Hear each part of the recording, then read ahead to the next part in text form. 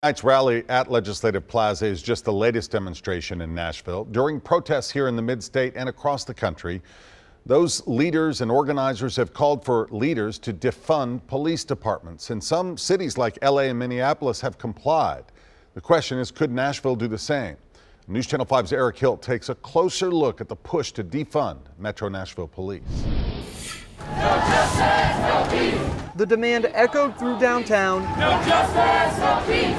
Defund police. And I firmly believe that we should defund the police. It filled an hours-long marathon Metro Council meeting. Defund the police. I'm a part of the movement to defund police. We need to reform and defund the police department. But what does it mean to defund the police? To understand the movement, you have to understand the city's ballooning budget. In 2001, Nashville spent $187 million on police, jails, and courts. That means for every one Nashvillian, the city spent $346 on criminal justice. In current Mayor John Cooper's proposed 2021 budget, the departments get $396 million, and the city's criminal justice spending would increase to $570 per Nashvillian. My reaction was, this is more of the same. Activists like Erica Perry, who's an organizer with the group The Nashville People's Budget, told me the growing price tag is part of the problem that's led to widespread protests. She says defunding the police doesn't mean disbanding the department,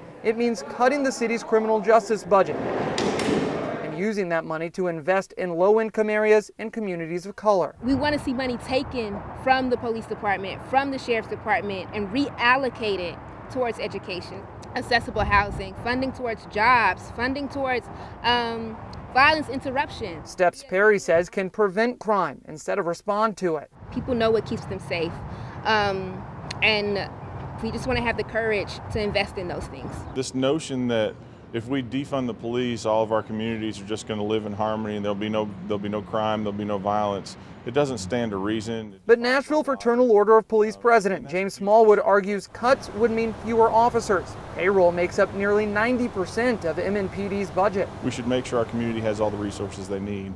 But taking from the police department to fund them is like robbing Peter to pay Paul.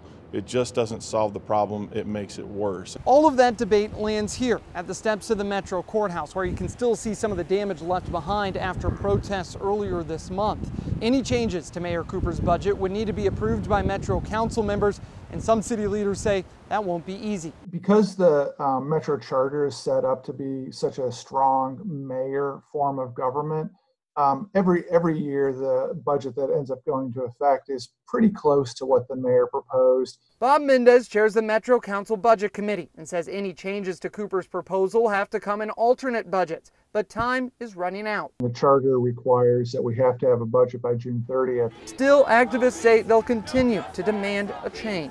Defund police. We're hopeful that if they have courage, we can actually see some real systematic change. In Nashville, Eric Hilt, News Channel 5.